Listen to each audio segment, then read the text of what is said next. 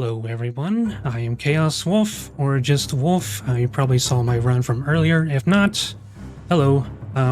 This is Turok 2 Seeds of Evil, originally released in 1998 on the N64, and this lovely remaster came out 2017, and this is where the speedrun really took off.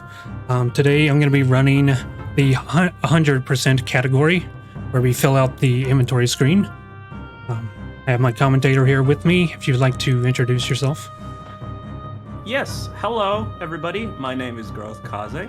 I am also a Turok speedrunner, or well, I was. I haven't done it in a long time.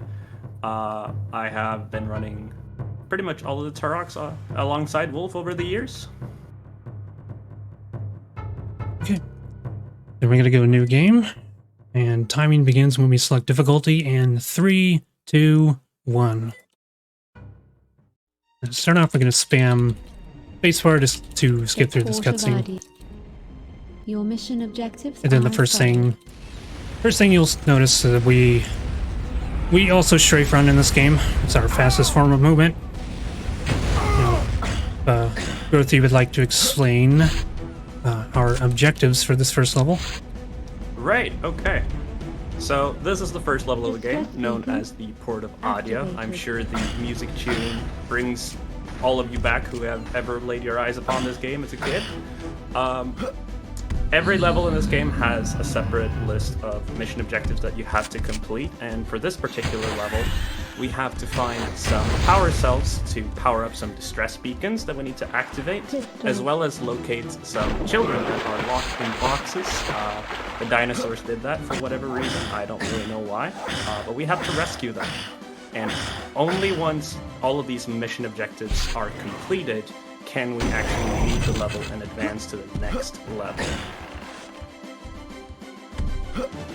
Yep, and coming up, we've already activated one beacon, and coming up in here is the first child. This entrail, it's kind of like a T-Rex sort of humanoid. We got the pattern where he was right up in our faces. Now, most commonly, he'll be kind of midway on that platform. And then the third pattern, which is a little more rare, is where he's like further back. And that tends to throw me off if he's not in the more common spot, because I usually expect him to be right there. Anyway, so right here I'm going to do a quick save, quick load, and that will remove collision. When I activate this, I can just instantly pass right through that gate. You'll see this quite a bit.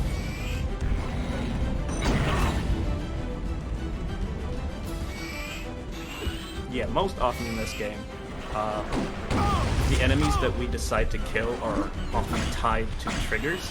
For example, Chaos is going to kill another entrail that is right up here, that is by a door, in order to unlock that door.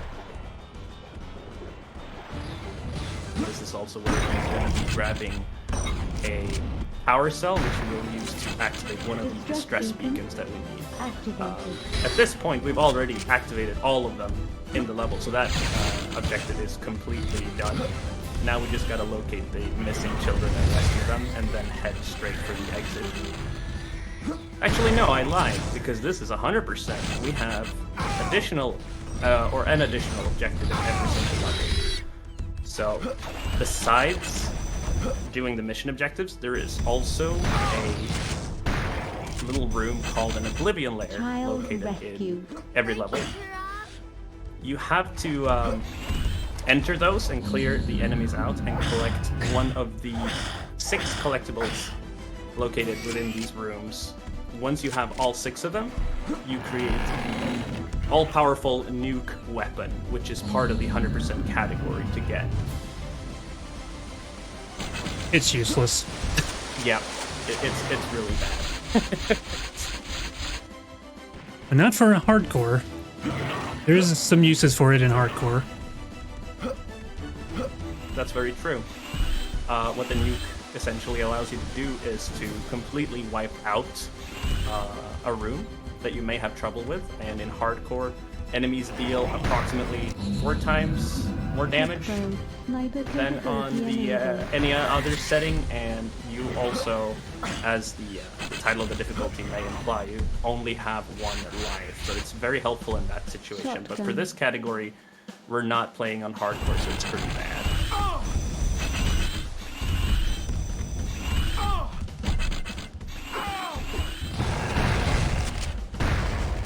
Flashlight. Ooh, got the Child. flashlight. Now we're gonna rescue that child and traumatize her for life by jumping off into that death pit so we can warp back out here. And then we just got 1 more left to go.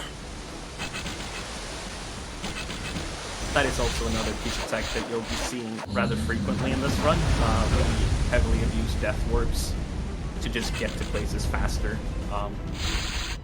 Getting lives in this game is very easy.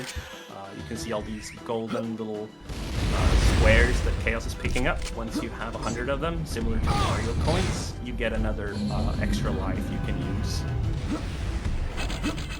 You'd like to explain the ledge grab there? Right.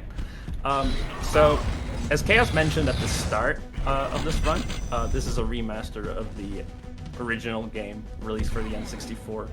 The original game did not have ledge grabs. This is a newly introduced mechanic in the remaster. It is executed by doing what he just did, but on ledges, you just jump up to them, and Turok will grab hold of it and pull himself up. And he did a very specific one this game. You might have seen him grab essentially nothing. There is a drawbridge that is supposed to lower at that place, but we can skip triggering that because the collision box for it is already there. So we can just ledge grab it in thin air and skip some movement to get up to the child quicker. Again, passing right through that gate as soon as the collision drops. I mean, wait here for a moment. I actually was a bit late. You can time that perfectly and get a little bit of more height on the ladder.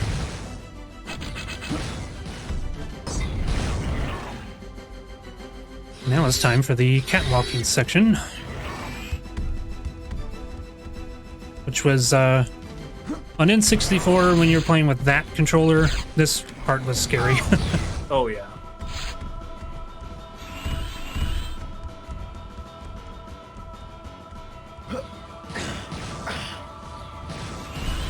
So a free tip from me, you kill any one of those entrails, that gate right there will open up and you can get yourself an ultra health. Very useful if you want to try to complete this game on hardcore.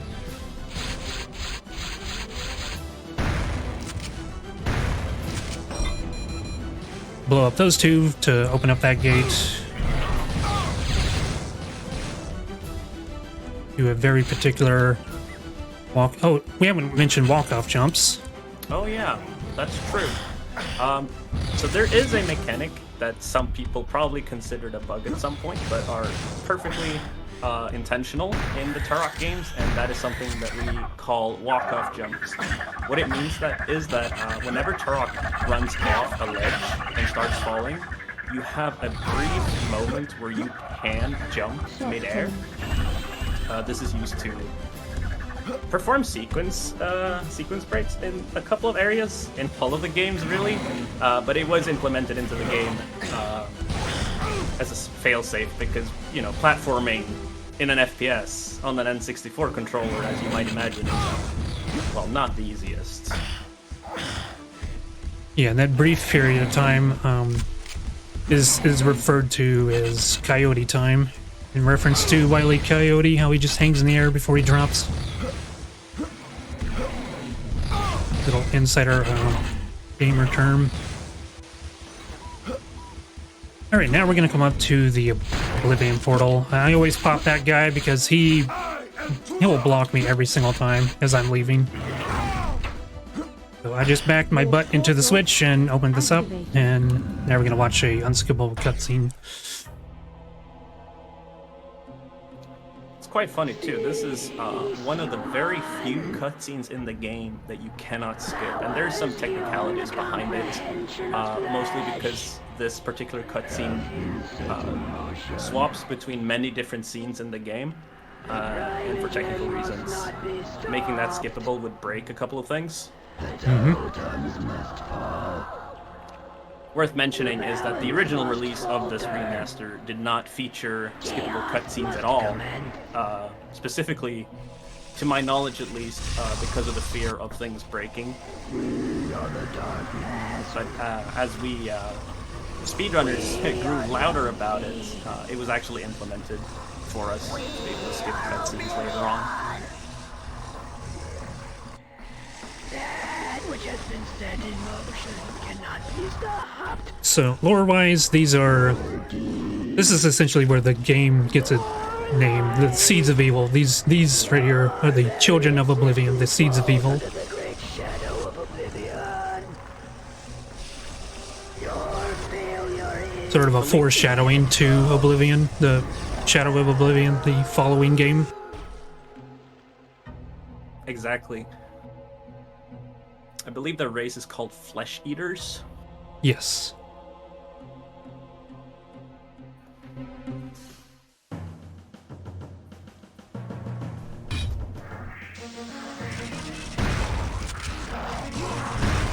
So just like before, when I mentioned that enemies are tied to triggers, what you have to do in these rooms is essentially just kill everything in order to unlock the exit. It is very much a battle arena.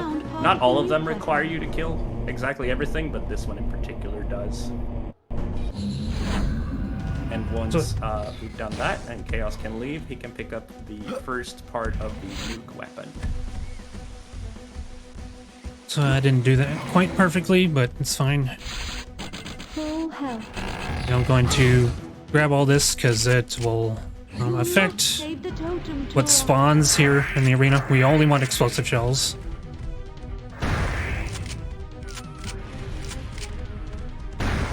So this is known as the totem defense section. The totem is the large structure in the center of the room. It has a life bar, as you can see by the green bar at the top, and if that one reaches zero, well, you have failed the mission and have failed to protect the totem, so you are not able to get the good ending at the end of the game. But all you have to do is just eliminate all enemies, and you're good to go. Right, so Your we mission do objectives are as do follows. this odd numbers first. So 1, 3, 5, and then 2, 4, 6 for mainly for the weapons that we get. I am Turok! So we're here to get collect the shredder, which is absolutely busted in the speedrun. Oh yes. The primary weapon used. Also, what Chaos just did there, some of you may have missed it, but normally you are dead if you enter the green water at this point. It is actually just a river of, well, liquid poison that instantly kills Turok. For now, there is an upgrade, which we will get later, that allows us to survive in it. But what Chaos managed to do was perform a water hop on the toxic water, which is, I'm not sure if it's exactly frame perfect, but it's close to it. We have dubbed this little jump, stupid jump that he did, because it's seemingly pretty random if you die from it or not. I got it first try. I always quick save right before performing that. It just, yeah, like Growth said, it would just randomly kill you.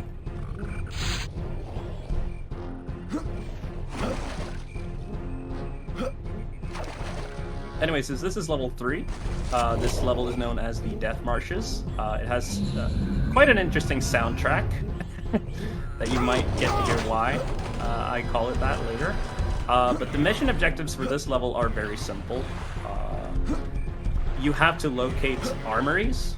Chaos is very fast and has actually already cleared one. They're usually locked behind, or well, not usually, they are locked behind iron doors where you have to shoot the padlocks to get into, and plant explosives inside, which are scattered across the level as well, that he needs to find.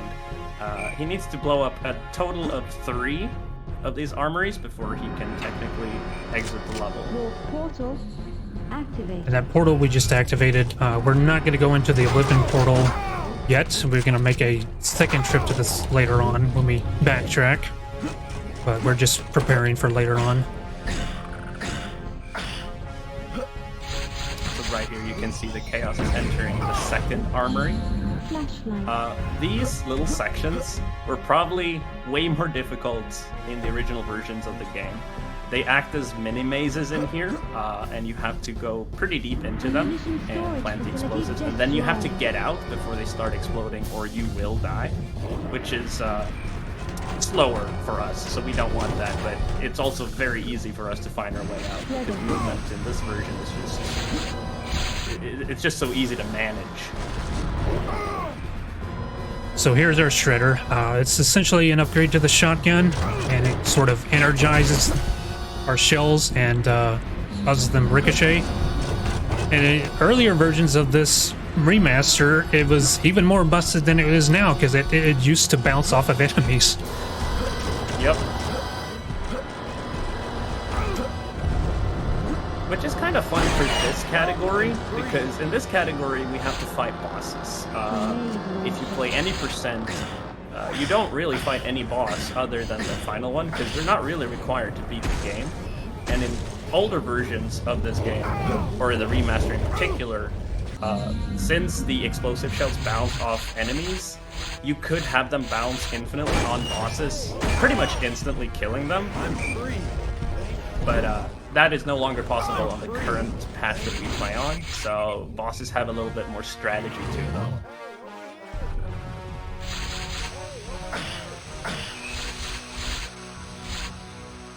You have found a sacred eagle feather. So that jump right there is possible even in the original. Your portal. You're expected to go all the way around to grab that feather, but careful. Walk off jump, you can get to it. And here's our first cutscene to collect the talisman. Oh yeah, we never touched on that. So besides mission objectives and levels, Chaos will be finding talismans, which he will, or which will give him power-ups. This one, for example, will allow us to finally jump into the green water without dying. And to unlock these talismans, you need to find feathers that are hidden throughout the levels as well, and bring them to these little rooms that also look identical to the Oblivion Lair rooms. The original design is that they are supposed to trick the player. There's a total of 2 of these rooms per level. One of them is the Oblivion Lair, and one of them is the Talisman room. In game, it is explained that the Oblivion Lairs were purposefully set up like that to lure Turok into a trap to kill him. Mm-hmm.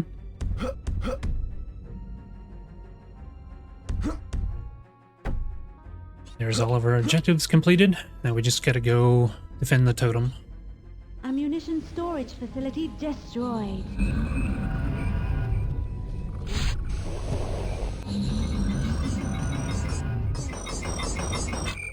So we're supposed to kill these raptors on the other side of the fence, but the explosive shredder being as broken as it is, we just shoot the lead raptor and we'll get You through. must save the totem, Turok.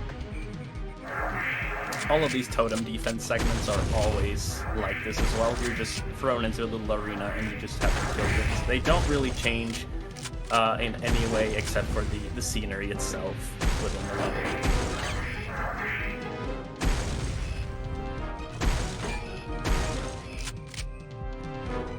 Now this game is also very generous with ammo spawners. It will always give you the ammo that you are missing currently, so we're always trying to make sure that the only thing that we're using and have lost is in fact explosive shells when we go into The them. Hive of the Mantids. Destroy 3 queen...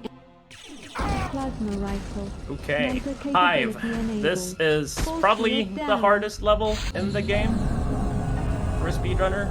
Well, even casually even as well. I'd First say. try. That was very, very sick. We've already done a bit of tech right there. So this level has a lot of power generators up all over the place that power up these doors that we can't pass through. Or I don't even know if we can consider them doors. It's more like plasma fields that are blocking our way.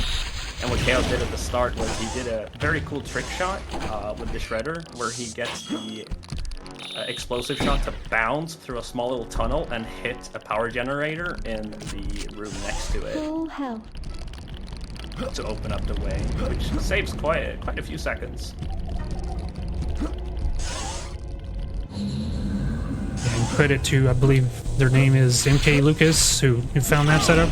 We used to do a wall shot before.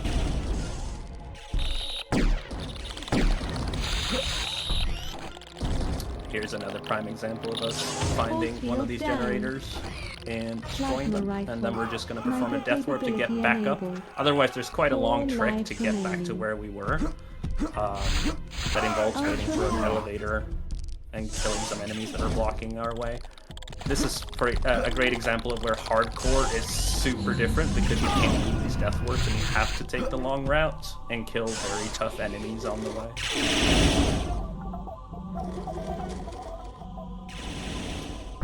Right now, do you want to explain this? You go ahead. So right here, we're manipulating this soldier bug to come up to us and melee us, because whenever Turok gets meleeed in this game, he gets knocked up into the air, just ever so slightly, and we can perform one of those mid-air jumps from that knockback.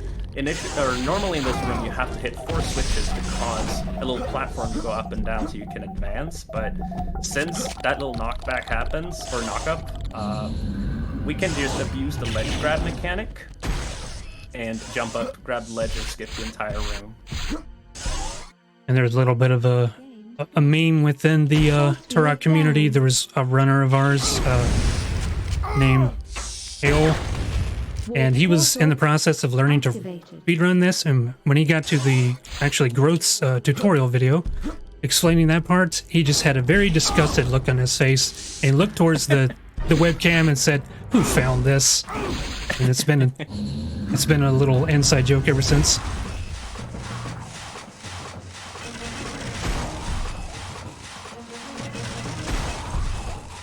We even have an emote for it. Oh, it gave me green shells. Ah, that's bad luck. Alright, I'm gonna hang out a second. It shouldn't take too long, hopefully. Give me the shell. There you are. There we go. So this level in particular is very, very dependent on explosive shells and your way of managing them. If you're going for a good time in this game, this level is probably the one that matters the most. There is a specific little section coming up later in the level that requires you to have a good amount of explosive shells to do it perfectly, and it saves a lot of time, but it's very difficult to do so. You have to practically land every shot in here to have the proper amount of explosive shells when you get there.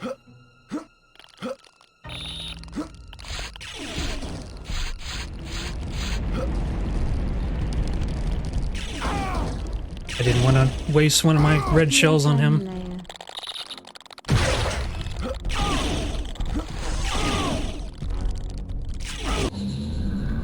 This is also one of those levels where we won't be completing all of the mission objectives on our first visit.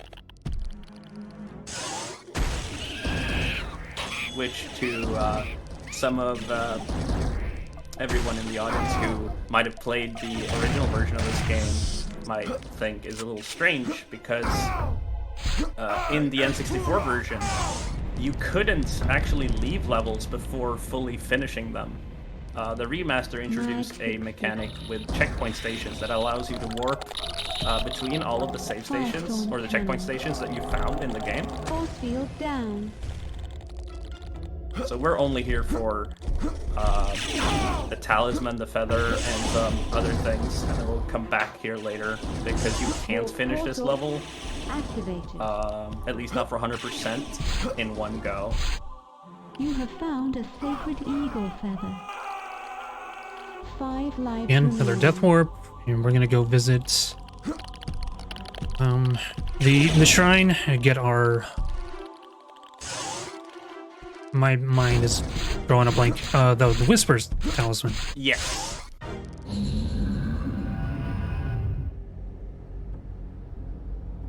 So the Whispers Talisman will allow us to, well, basically float up in the air at specific points in the game. There's 2 talismans that practically give you the same effect, the Leap of Faith and the Whispers.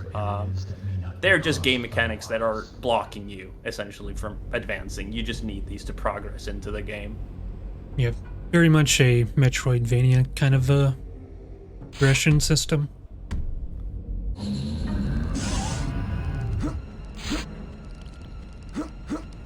Okay, now I'm gonna have to really focus for this next part.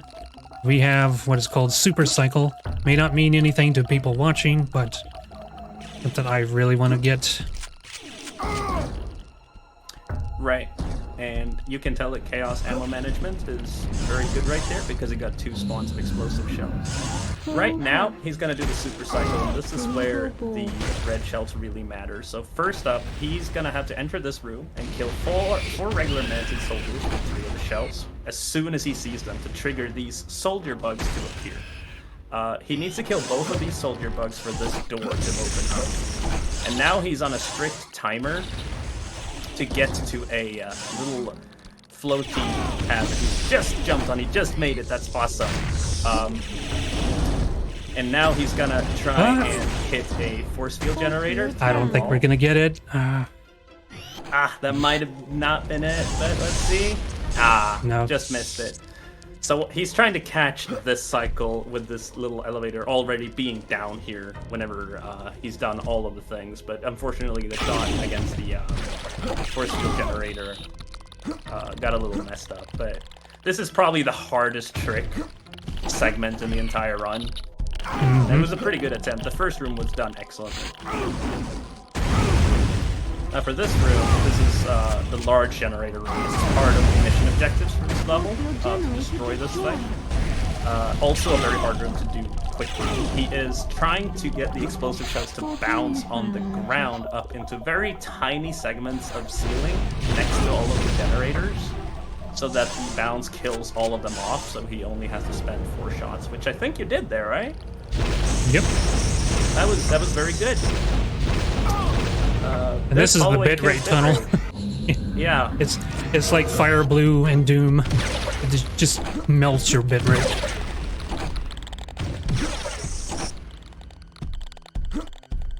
We're now at the final section of Hive.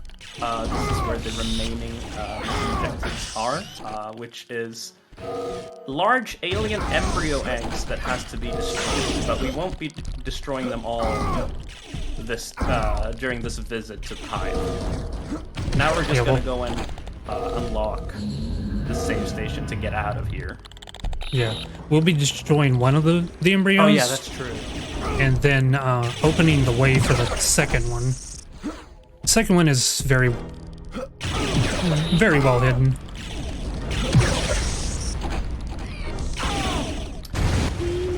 There we go. So normally those embryos are extremely tanky and takes a lot of firepower, but we just abuse the bounce aspect of the explosive shells to take them out very quickly by just shooting them directly down into the ground, similar to the large generator room, so it just bounces up and down completely. And it never actually hits an enemy, so the bounce never stops. Well, it does stop, but not after, or you get what I mean. Greetings, Turok. How So, may I assist you? we are visiting Adon. We're gonna stock up on ammo, then go back to the hub because we have that unlocked. That's why whenever I leave Portavadia, I step to the left for very briefly, just to unlock that checkpoint.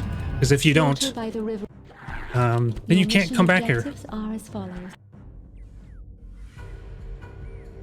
Now this is probably where a lot of OG players will be a little disappointed in the run, because normally here you get to ride a Triceratops. I think that's a Triceratops, right? It's a cousin to the Triceratops. It starts with an S. I cannot remember what it's called. Right, okay.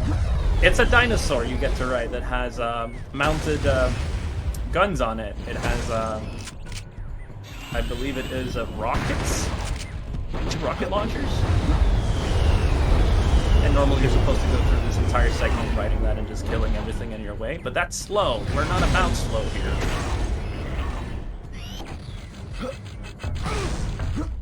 And this is also one of the absolute scariest parts if you play this game on hardcore. Oh yes, these mortars will one-shot you. Yeah. Our Bit objective overtuned. here... Oh, sorry? I was just saying, they're a bit overtuned on damage. Oh, yeah.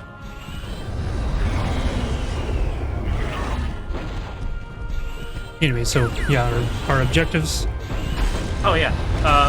So our objectives for this little run here that we, well, just now finished was just to kill off mortars that would trigger gates to open up for us.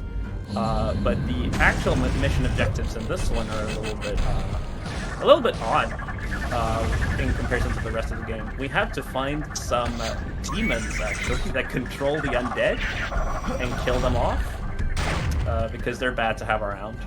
We don't want them. I forgot if there is a secondary objective here. The soul gates. Oh yeah, the soul gates. Right. So the undead are traveling here through some portals known as soul gates. Very tanky things that just continuously spawn undead enemies. We're gonna find them though, and you're just gonna see how Chaos deals with them, because they're not gonna last for long.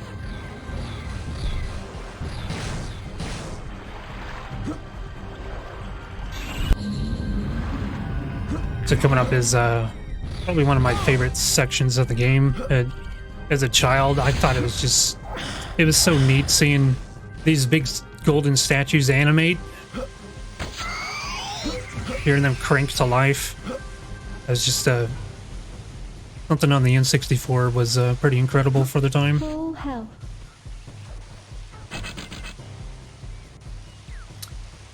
So what the jump we just did there on the part of the bridge that is broken is not possible on the original version of the game, because you just move slower, really, in the N64 version compared to this. Normally you have to traverse a little tunnel filled with spiders that hurt and are creepy. We don't want them anywhere near us, so we just decided to jump over that little gap instead.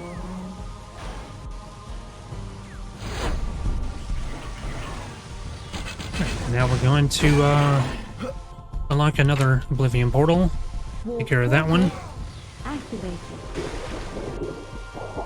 Now they're supposed to get progressively harder, but since we're doing the levels out of order, and we do this level 4th in the speedrun, this one's gonna seem really easy because it's meant to be done second.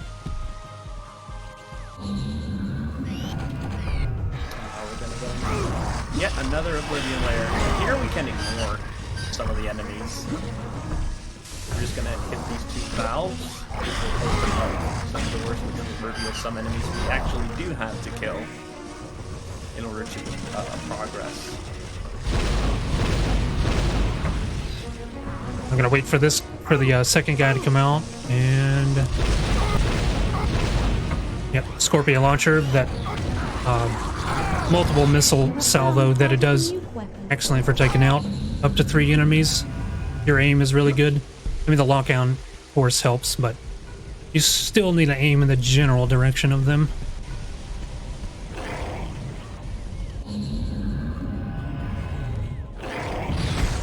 Now, this...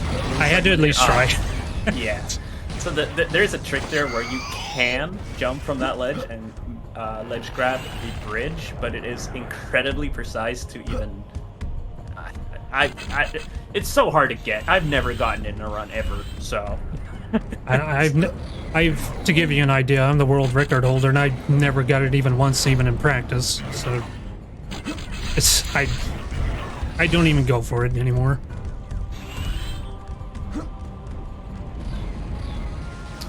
Coming up is the first soul gate that we have to kill. You can see the undead enemies here already throwing blood and chaos. We didn't even shoot at it, technically. We just bounced one of the explosive shells beneath it because it's just so perfect. There's just two flat surfaces to bounce the shell on, and the splash damage effect from the explosive shells is just enough to take out the soul gate.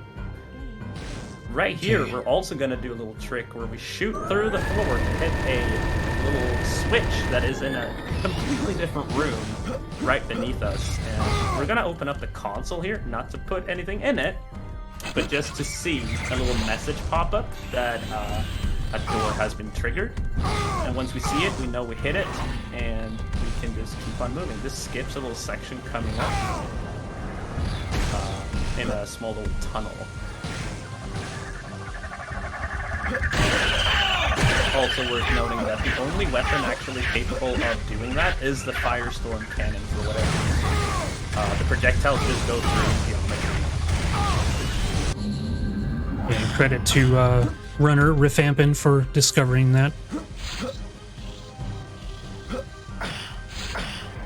I believe, Growth, your response was, "Thanks, I hate it." Yep.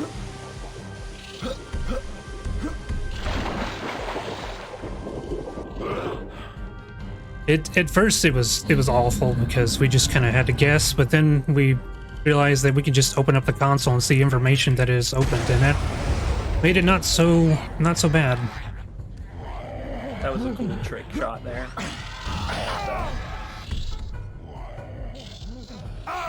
So we've come up to the first enemy that's part of the second mission objective, which is the Sisters, the demons controlling the undead. You didn't even get to see her because Chaos is too quick and just shot her as she spawned. But essentially what you have to do there is kill off 3 large undead enemies, which will open up the crypt and reveal the Sister of Despair. But she's so weak, especially on this difficulty setting, that one shot from the plasma rifle will just annihilate her and we can move on.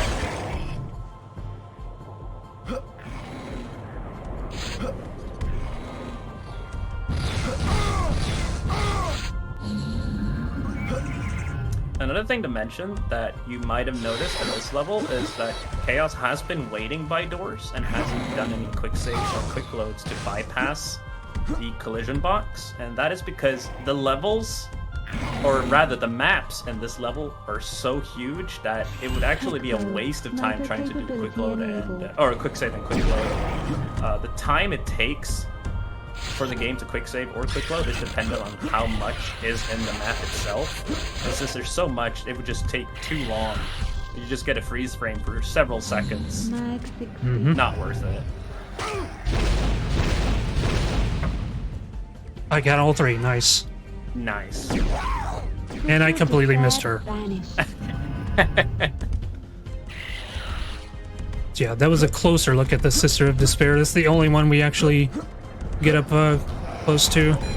Just a grotesque floating torso. Yup.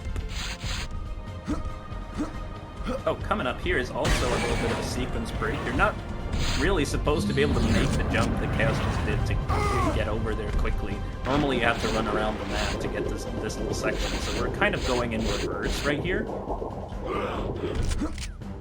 But since the movement speed is just greater in this version, you can make that easily.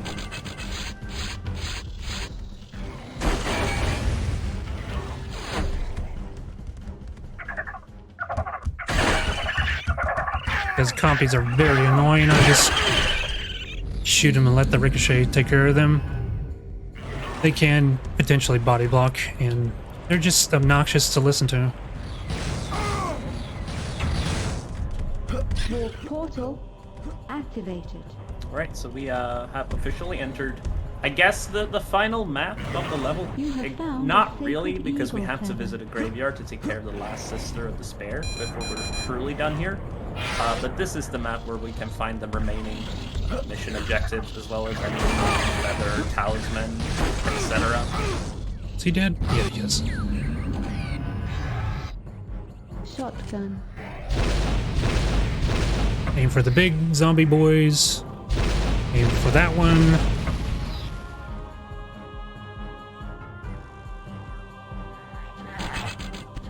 These two, the big zombies are called the Lords of the Dead. We don't need to kill these because all the gates have already opened, so we can leave these alone.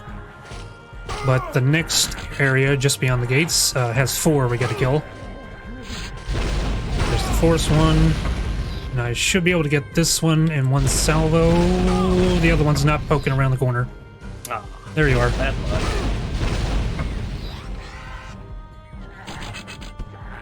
This is also partly why we do levels out of order, so we can have the Scorpion launcher for rooms like this. It just makes it so much easier for ammo management overall to have the late game weapons this early.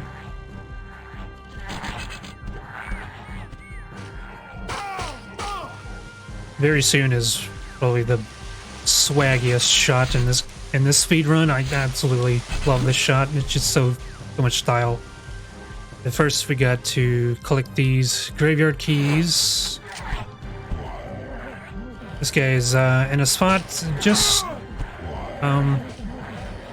standing just far enough away we can go in behind him and grab it. Or you have to worry about shooting him. And we just line up with the talisman pad. No way. I missed. I've been nailing that in all my practice runs, and I missed it for the event. Well, it has to happen during a marathon, right? Right, that marathon luck.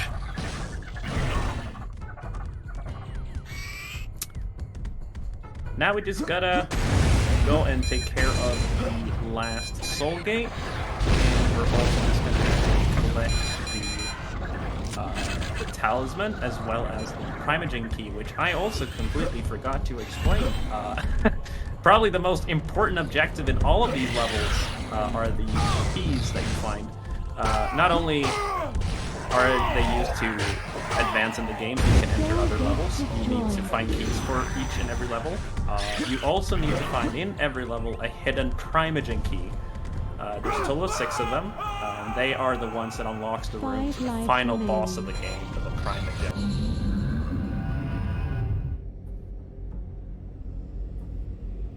Speaking of bosses, we'll be finally coming up against our first one for the next level at the end of Lair of the Blind Ones.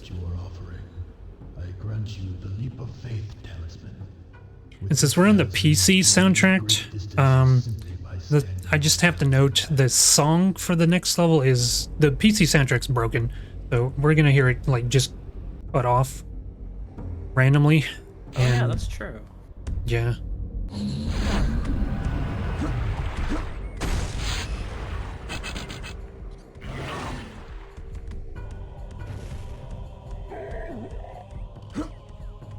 And here's our leap of faith.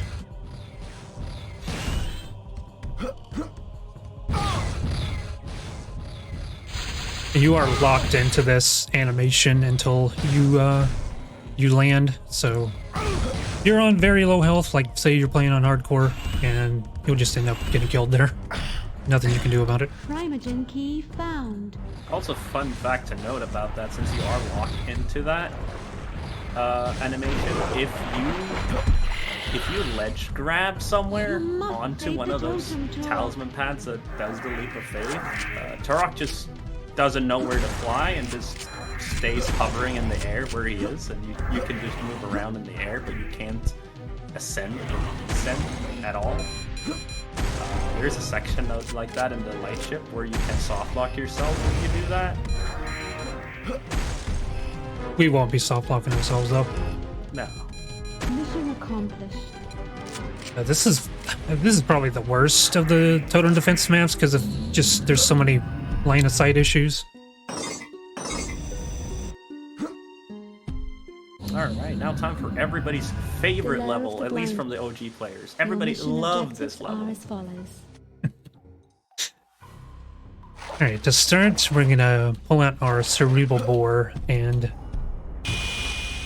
taking him out and this guy out because very rare it happened to Growth like once. He was standing in this spot where we were about to land and he fell off and died. So since then, this kind of been a safety measure. Make sure he gets killed. But yeah, That weapon in particular was inspired from an old horror movie called The Phantasm.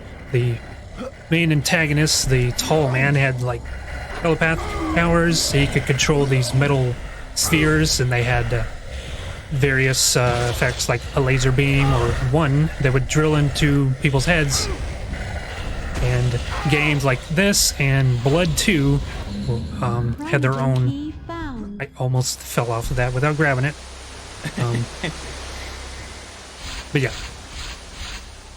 Trubabor, a iconic weapon for this game.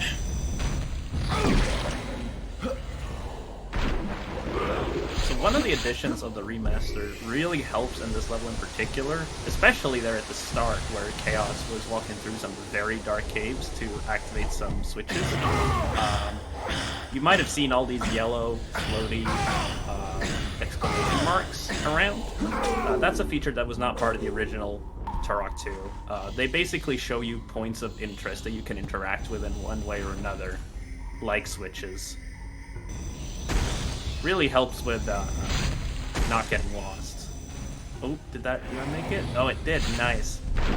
So what Chaos just got there was the wall shot. He jumped at a particular spot that puts his gun outside of the geometry, which allows him to fire the shredder, so the explosive shell travels into a different room and triggers not one but two separate switches. That opens up a gate in the water.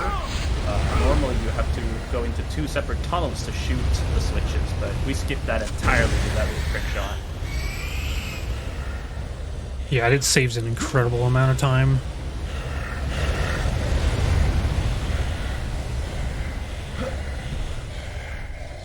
Alright, this rock falling section, another really awful part of playing on hardcore.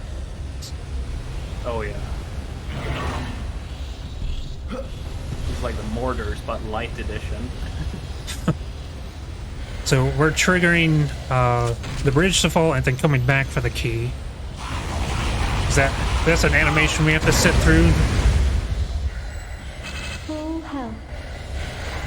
It's one of those quirks of the new patch. In previous patches, you didn't actually have to wait there at all. You could just grab the key and run.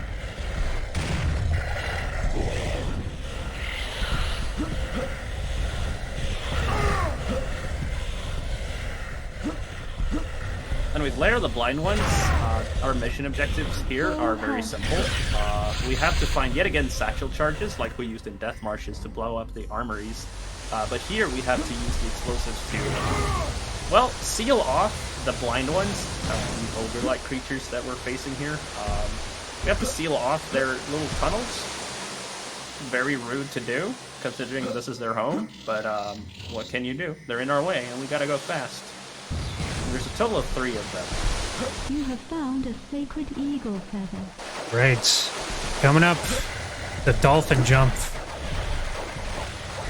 So, let me show it first and then I'll do my best to explain it. But I have a lineup for it, this dark spot right here. Quick save. Almost. Ledge grab. Okay, good. Nice, second try.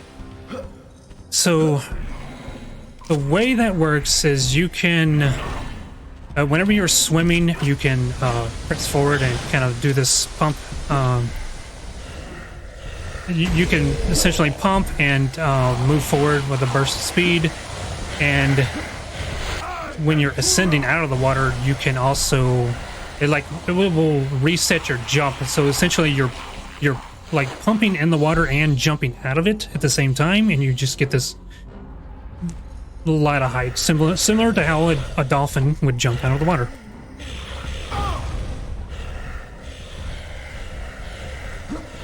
And there's the first of the thermal vents, and we're gonna intentionally take a death. 5 lives Quite remaining. funny that we seal the vent and then jump down into it.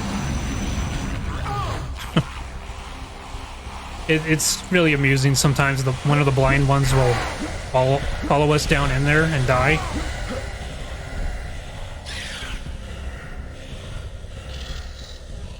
All right, everyone's favorite section. Oof, yeah.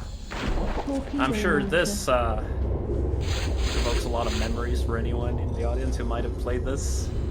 The original version of these tunnels are different. They are way more of a maze, and since the game is slower in general, both performance-wise and movement-wise, I'm sure a lot of people drowned down here.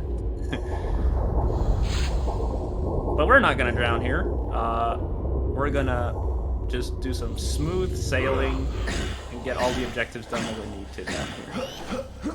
Also, I very much think that every FPS game that has underwater segments should have a torpedo launcher like this. It would be very helpful. Yeah, we don't even bother swimming anymore. This just is so much faster overall.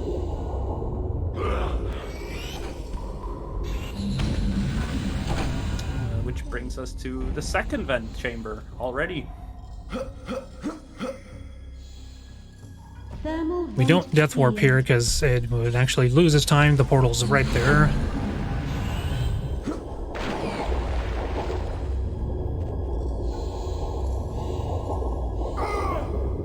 Oof, some nasty blocks. So the Raptoids, for some reason, you play on a higher difficulty, they seem to do more damage underwater than anywhere else. Usually they're like one of the most harmless enemies, but underwater, their attacks hurt bad. Yeah, if you're playing on hardcore and you get blocked by one of them, it can only take a second, and you might be even above 100 health, but you could very possibly die to them, just like that. So this is the Fireborn. They're essentially like a reskin of the Entrail, but they're more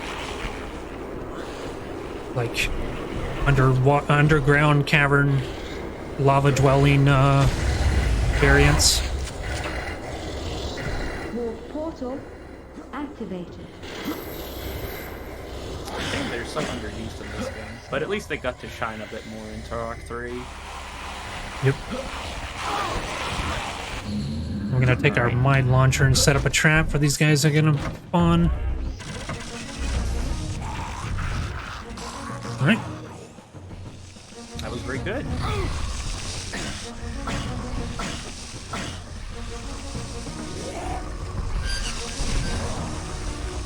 As you can see, there's a very common pattern within these Oblivion layers that they keep valves that you have to turn all over the place. This was really scary part.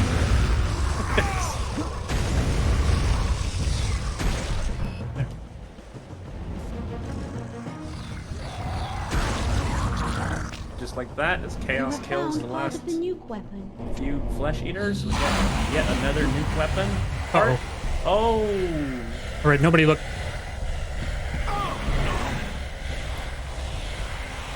So as he It would- exited that Oblivion It would layer- take me forever to... It would take me forever to get back up there. Yeah, no, you made the jump first try. Like, no, that's what happened. Yes, that's what we'll go with. Ooh! Now we're down in the lava caves. We've already seen a bit of lava, but now we're gonna see something a little bit obnoxious about the lava. I'm not entirely sure exactly why it works the way it does, but normally you need a talisman power-up in order to walk through lava.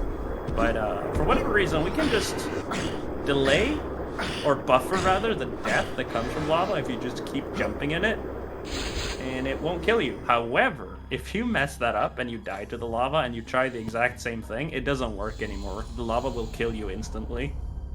No idea why that happens. Basically, the Heart of Fire talisman sucks, you never need it, and... yeah.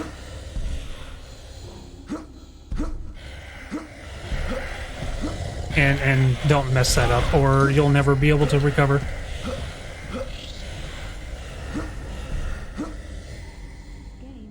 This little jump that Chaos does right here actually skips a significant amount of movement in the level.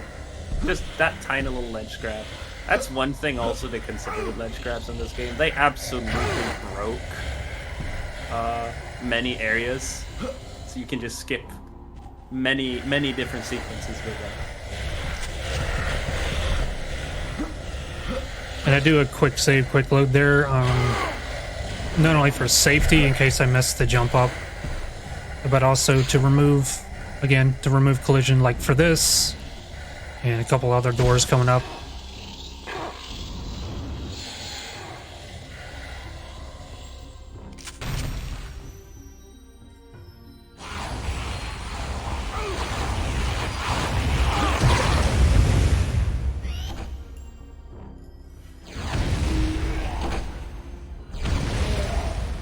Nice. Full And health. this is where the Scorpion Launcher also shines, and you gotta kill these 3 entrails to open up the gateway.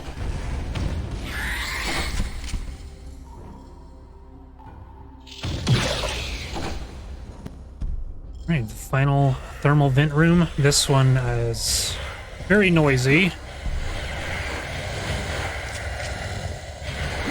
You know, the introductory video or cutscene of this level, in the lore, it talks about how they climb out of the thermal vents and kidnap people and drag them to their doom.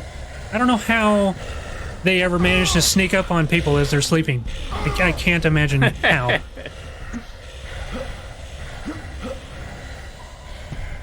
Thermal vent field.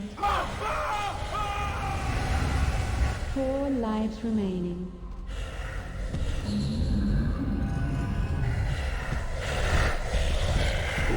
Now we're nearing the end of this level. Not a whole lot left. But we will have to revisit this level later.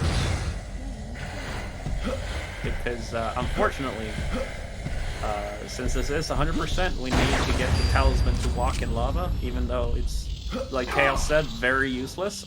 It is also located at the very start of the level. Very mean one. Ultra health. Uh-oh, I didn't want to pick that up. Save the totem, Turok. You actually don't want to be at high health. I somehow got too close to that.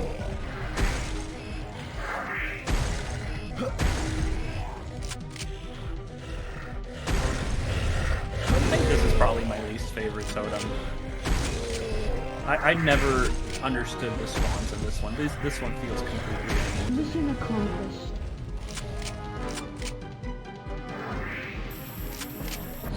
Alright. Time for the first boss, which basically is a Eldritch old god. Right. They kill these little grubs. I think 15, or no, 12? Yeah, it's 12 for the first cycle. And then it's 15. Mm-hmm. So there's technically 3 phases to this boss. This first phase, he's gonna have to shoot the tentacles that emerge. And then to start the second phase, he has to kill a certain amount of grubs here that seems to spawn randomly from the green goo. I at least haven't found any real consistency with it. And I believe this is the only time you actually get to see him use the flamethrower.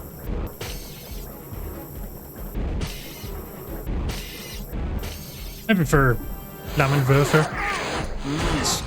Some words are more fun in other languages. I prefer the German word for... Alright, it's not giving me explosive shells, so we're gonna have to use our Scorpion Launcher. Let's see if I can try to manipulate the spawns. So those pods that he just shot up in the ceiling, those were the second phase, essentially, of the fight. They have a pretty funny glitch that can happen. They just shoot goo at you, but if you kill them on a specific frame, I believe it is as they are shooting their goo,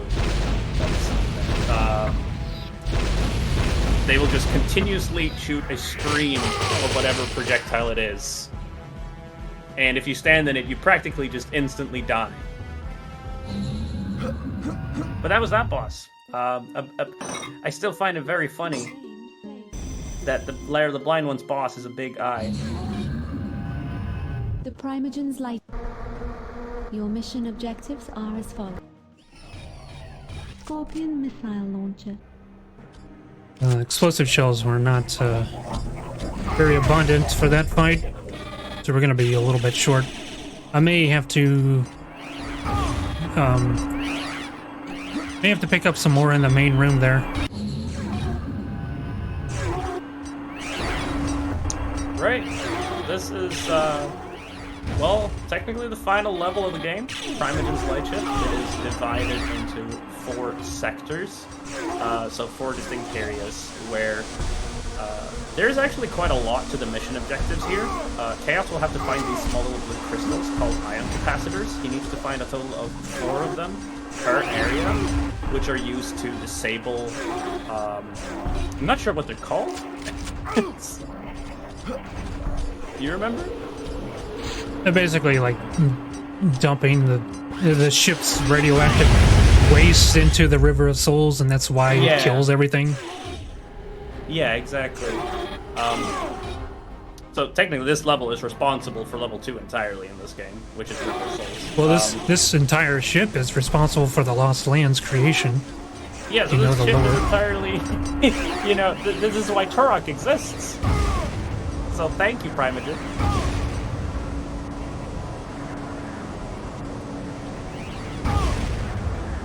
So yeah, you don't want that thing shooting you in the back. They're one of the more dangerous enemies on higher difficulties. But on easy, we're not going to worry about him too much. So, going to complete the first of our objectives.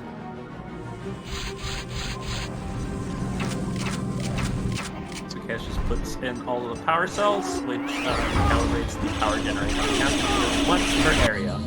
He also has to find some assembly plants that are just creating these biobot enemies within this level, then destroy them. Ammo? You could technically... I'm gonna hang out a second, because I'm very low on ammo for this. There we are. Alright, we'll take that and go. Oh, I've already been that way. Doofus. That was Sector 1. The developers were at least kind enough to color code the different sectors. So Sector 1 is red, Sector 2 is blue, so you can at least tell when you're going the wrong way.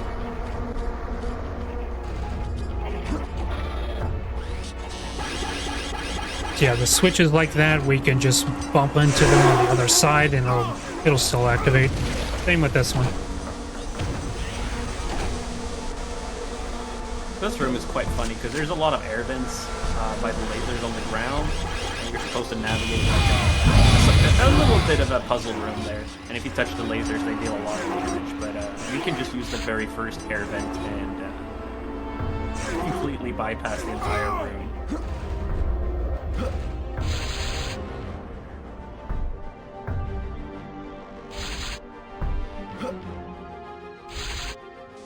Even after like running this for nearly 4 years off and on, I still need my map for these sections.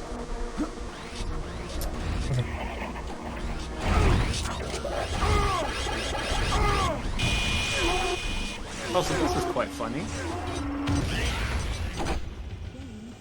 Yeah, so this Eye of Truth talisman, don't actually need it. The platform's still here, it's just moved out a bit further.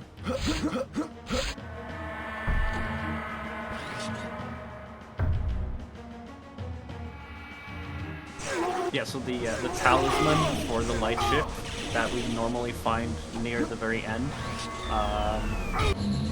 it allows you to see hidden things, is the description. Basically, invisible bridges that block off progression in certain parts of the game.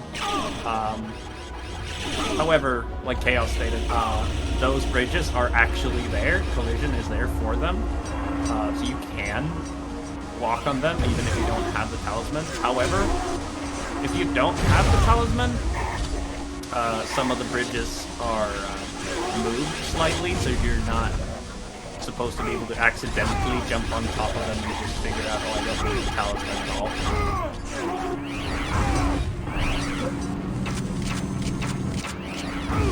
No, technically, without the talisman, there is one bridge you can't really reach anyway, unless you are performing some heavy glitching. But that's not for this category. Grenade launcher.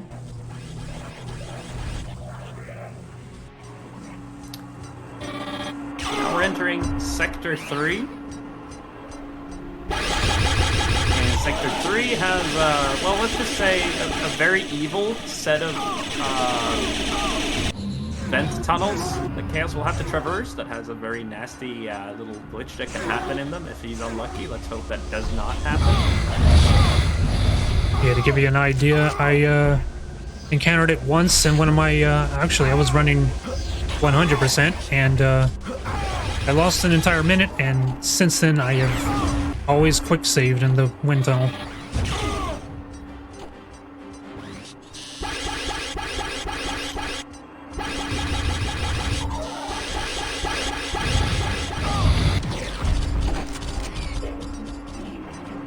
This also has, Sector 3 also has one of the most difficult rooms in this level.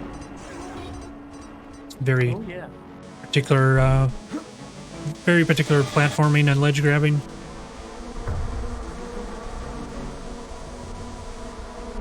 So not this one, but the next one that ascends is where I'll have to quick save beforehand. And that is right here. They didn't get it good. Cool. Basically, you hit the side at a certain angle, and you clip through, and you're sent back like an entire minute, and it will kill your run. Yeah, we don't have time for that.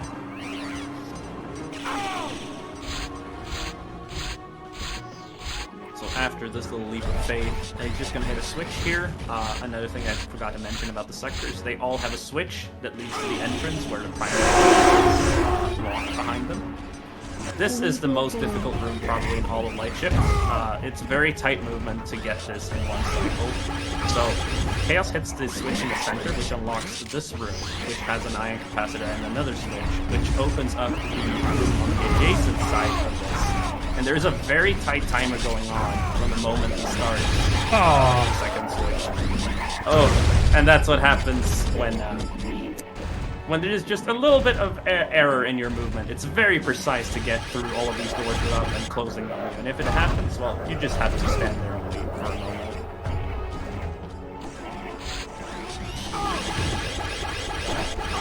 alright, what kind of cycle are we on in here? I'm gonna start this way.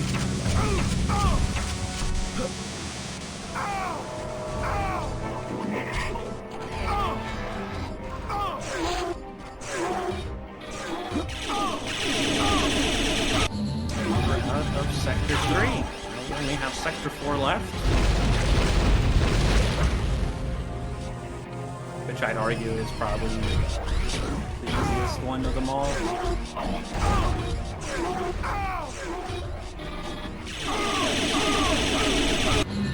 Sector 4 is also gonna have the Oblivion portal, which is definitely the hardest of all of them.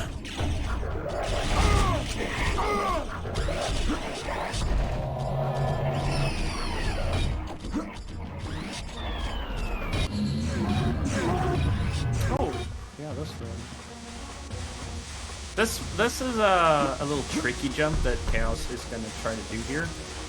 He's first going to position himself so he gets wedged into the wall. There is a little bit of an invisible barrier, otherwise you can just try and jump and ledge grab up there. But if you wedge yourself into the wall slightly, there is a visual indicator that you've done it correctly. Then you are able to actually jump up and just ledge grab without having to go through the entirety of the room.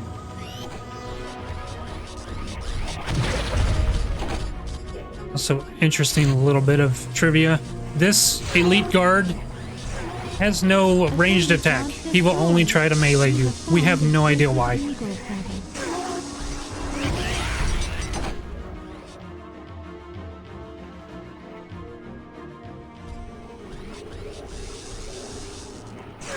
Right. Backtrack to here and then I get our Eye of Truth talisman.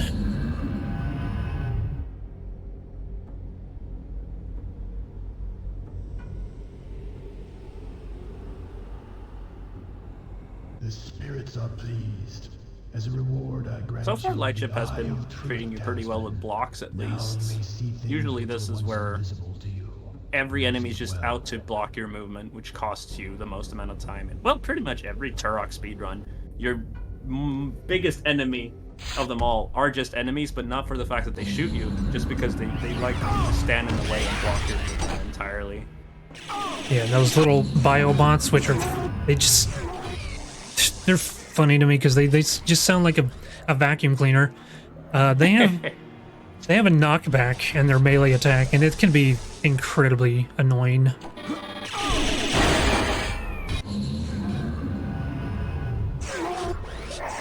We just passed by the final, well, numerically the final Oblivion portal. We still have level 3 to go.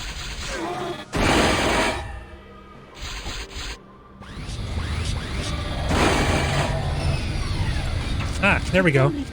So, all that shooting right there is because that enemy, that attack is broken. It was never fixed, and if he ever does that in hardcore, I really hope you quick save, because otherwise you are dead.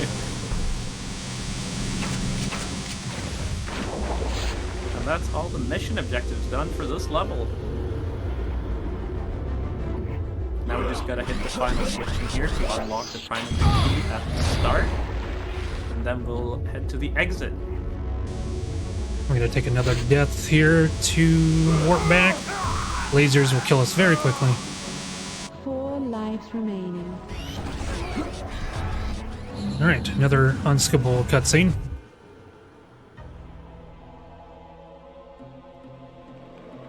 Your efforts are needed. The very final Oblivion layer of the game, but not of the run.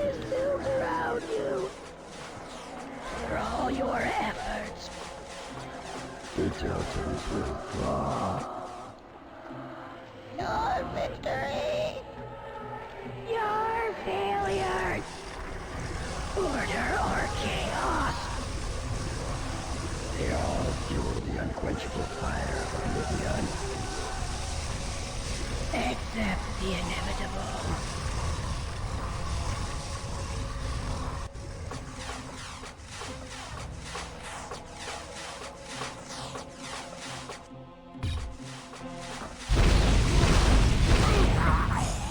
Starts off with Chaos having to test it, turn some valves, but not before killing some of the enemies that act as triggers towards the second section of this new layer. Yeah, this is the final one, right? So this one is a little bit more involved, but for us in a speedrun, it's very chill. The jump that Chaos did just there was definitely not intended, and definitely would not work without it. Although that door just lacks collision for whatever reason. It's supposed to be tied to the dude that is standing by it, but I guess he forgot to activate the defense mechanism. The same thing for that dude. They both should get fired immediately. They're very bad employees. And you don't want to kill them anyway, because more enemies will just end up spawning. Yeah. You have found part of the new Brings us to the end of this Oblivion layer, where we get another cutscene with Adon that we can skip, but she'll basically just tell us what we already know, that Oblivion is bad, and he's after us.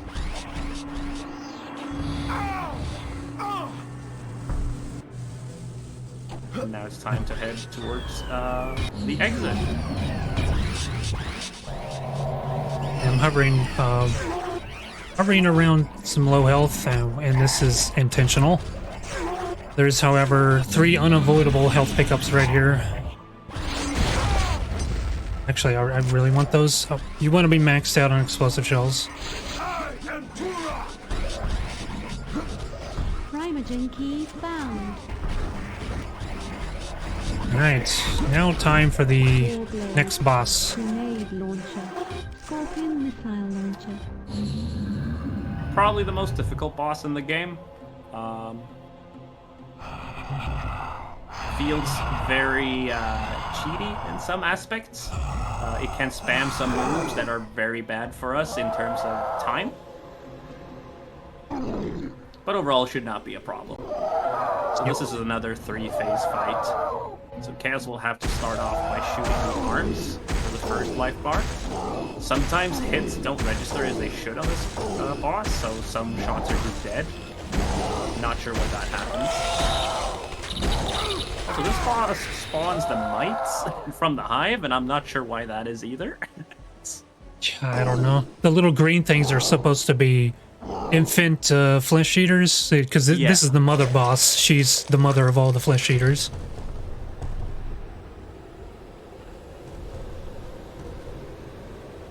So now phase 2 begins, and he grows those large tentacles that Chaos will now have to shoot in order to advance from the stage. She has a new move, like you just saw. She just hangs from the ceiling there and goes up, tries to swing at him, or goes up into well, the ceiling and starts to spawn falling rocks. And what we don't want to happen is that she just spams that, because we can't actually hurt her while she's spawning the falling rocks at all. And there we go. Now for phase 3.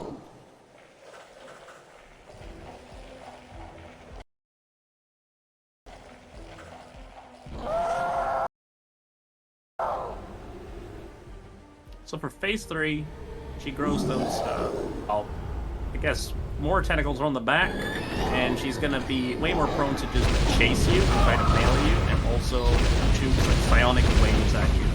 Best case scenario here is that she just follows you and does nothing, so you can just fire at her until she dies.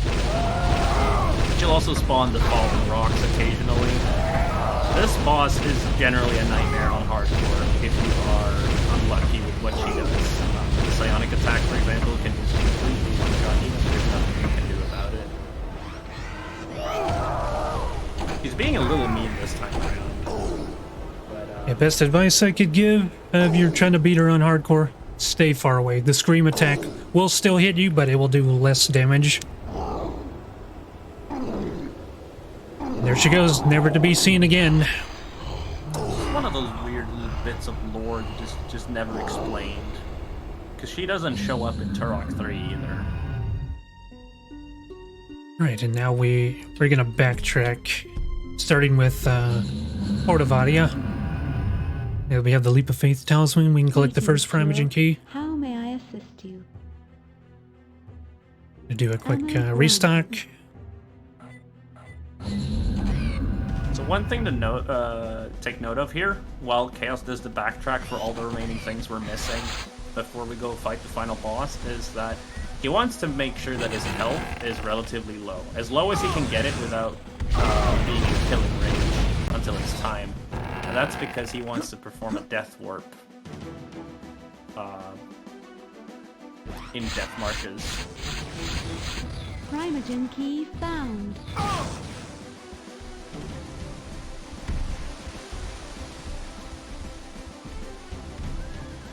Alright, 51's still a bit high. We do have an Oblivion portal, and those guys in there tend to do a lot of damage, so it'll bring us down a little bit more. Greetings, Turok. How may I assist you? Death Marshes 3.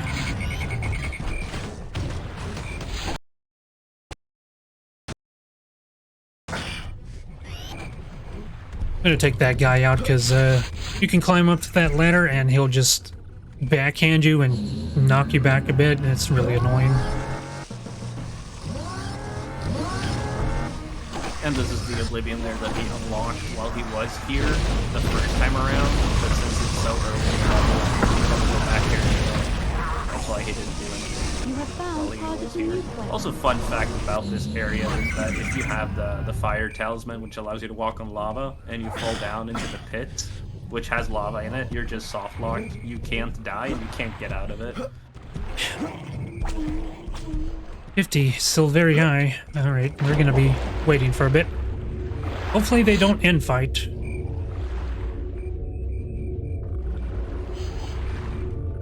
So yeah, that was the final piece, and so now we have all the we have assembled the nuke, and we will never touch it. I am Turok. It's so sad as well that it's so bad, because it's so cool. Oh, they started inside. Yeah, this is why you want to be at low health, so that these juggernauts and that gunner can take you out quickly. This will put us right by the spawn of the Oblivion guy. Just one of those times where it's so cool where you see something like infighting, like in Doom. Like, if enemies in this game hit each other, they will actually just, you know, try to kill each other, but it's very detrimental for us when it does happen here, in particular. Second trip to Hive. We gotta kill off the remaining embryos, and then blow up the master computer, and then we'll fight the queen boss.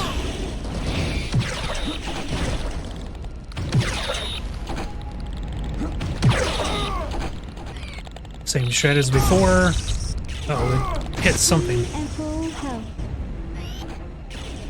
I don't want to waste any of my shots because we have a very tricky embryo shot coming up later, very soon. Definitely the worst part about this category, if you ask me, is that one shot.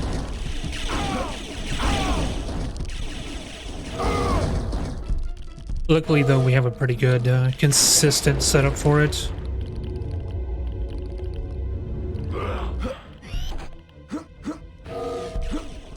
So now I'm collecting these, yet again, satchel charges for the master computer. And I'm gonna quick save here, just in case, because I have had a run die because I slope jumped and fell off.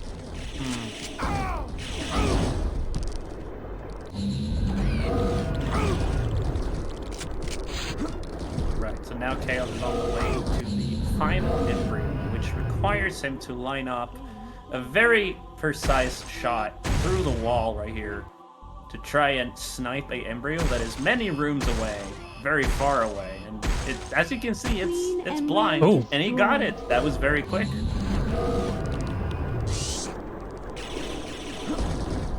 And now he's going to move on to where the Primogen key is for this level before destroying the main computer and then fighting the boss.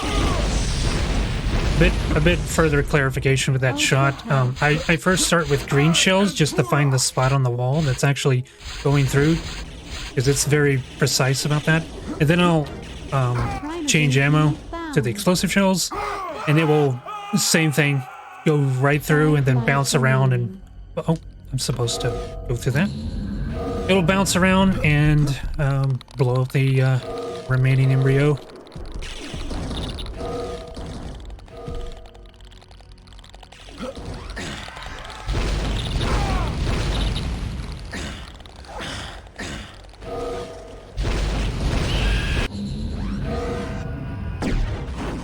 This is another one of those rooms that are just super scary on hardcore. Yeah, the turrets are probably the single most dangerous thing in the game. Computer destroyed.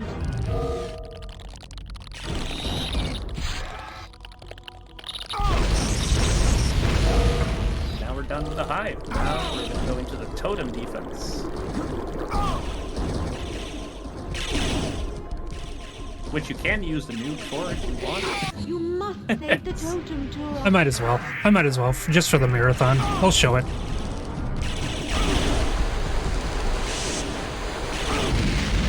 Boom. Definitely slower to do it this way, but the nuke, it fires off an explosion that petrifies all enemies and then causes them to explode, similar to the shockwave weapon in Turok 1. Mission accomplished.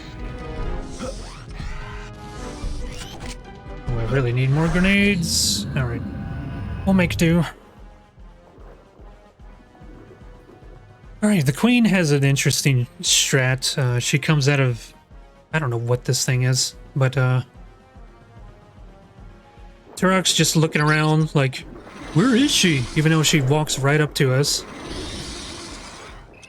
So what we want to do here is block her from getting back into that. Yeah, so this is another multiple stage fight, technically.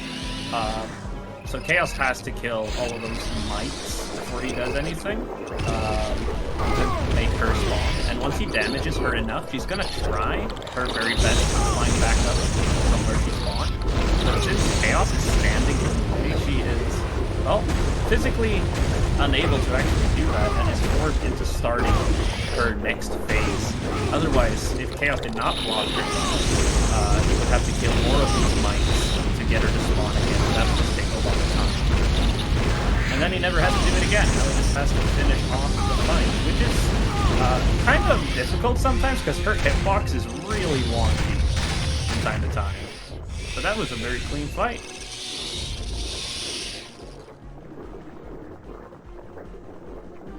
Now the only thing left to do is go back and collect that lousy Art of Fire talisman that nobody wants.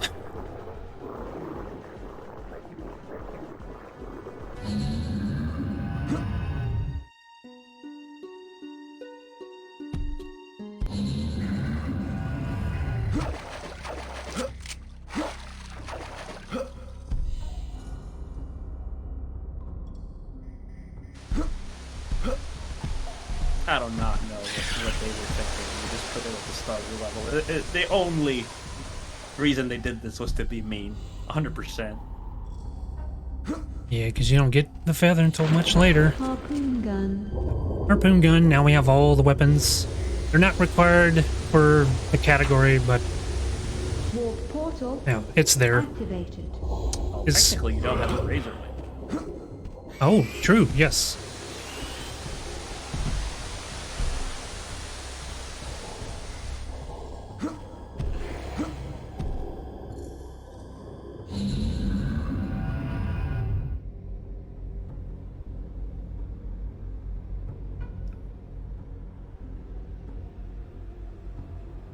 Your offering pleases the spirits.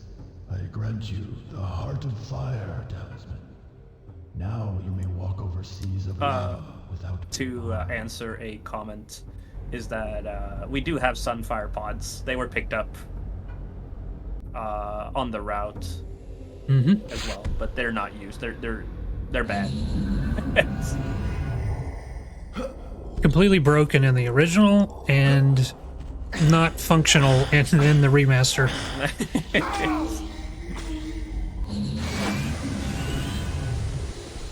Now Chaos just gotta backtrack his way up because it's the fastest way to get out.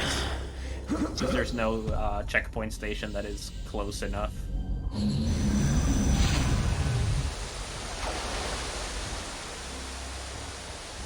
And we have now met the criteria for 100%. All that remains right now is the final boss.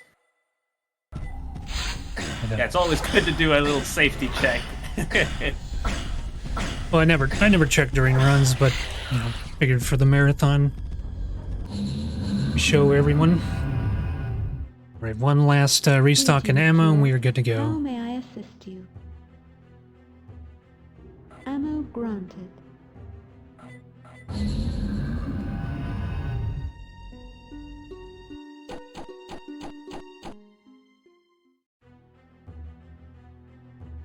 Hey, in growth, it didn't happen. Every door Didn't worked. happen. So yeah, there's a very rare glitch where the pedestals, namely the Primogen pedestals, it will not accept our keys even though you have them in your inventory. They'll just disappear, and you can't. You soft locked. There's no way. I would have like had to use no clip to go down there.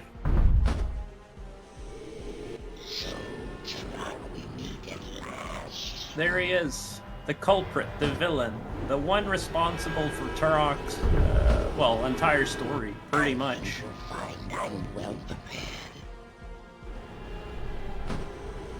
So there is a ridiculous amount of RNG in this fight. This will make or break a run. So, you want to explain the bombs? Yep, sure. So, Primogen, as many other bosses in this game, is a multi-phase fight, And the very first element of luck are these bombs right here that he tosses at you from the ceiling. The amount of bombs he tosses is random. He will either throw 1, 2, or 3 of them. The less bombs he throws, the better, because it's faster.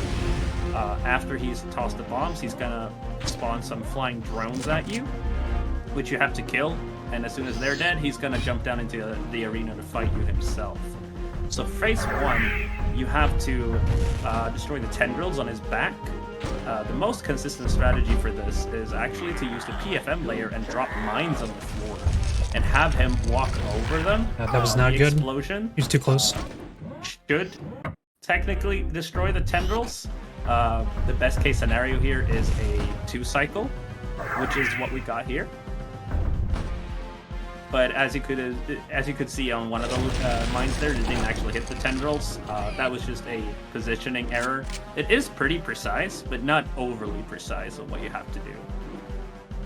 He's then gonna fly back to his little DJ booth, and he's gonna rinse and repeat what he did at the very start of the fight. He's gonna toss bombs at Chaos, and we're hoping for as few bombs as possible.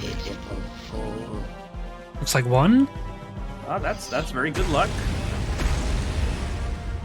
Oh, that's like the best RNG. He's supposed to drop another set of bombs, and he dropped none. That's the best RNG.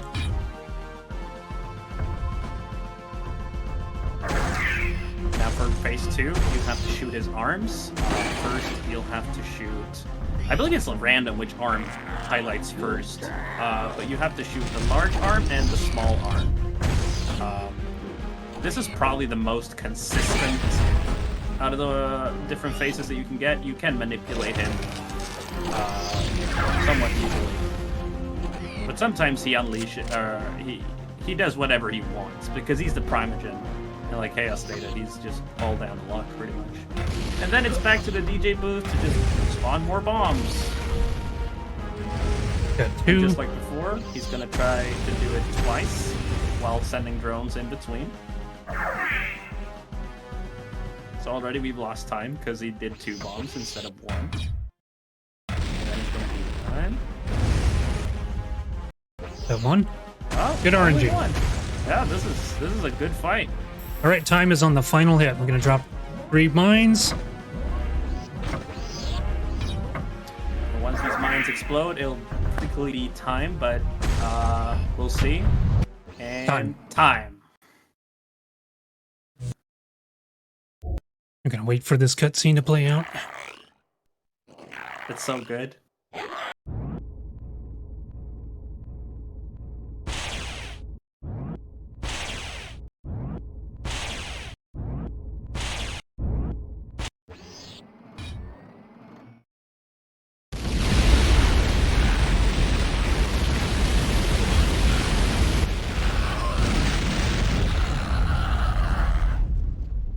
God, I love the sound design on that.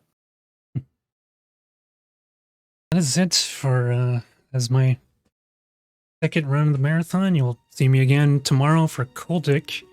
But yeah, that's it for Turok 2 100%. I'm absolutely thrilled that Shots Fired has let me run this game. All-time favorite childhood game, and this is the first time I've personally ever run it for a marathon. But yeah, thank you again. Thank you, Growth, for co-commentating with me. Yeah, if you want to learn this game yourself, Growth has a guide out. Please, for the love of God, start with that category and do not do any percent. It is insanity. But yeah, if you want to follow me on Twitch, it's chaos_wolf. I run this game and several other FPS games. But yeah, Growth, you got any final words? No, I'd just like to say thank you for having me. This is a very excellent run, and I'd like to say also thank you to the Turok community for making this run possible. That's it for me. Thank you.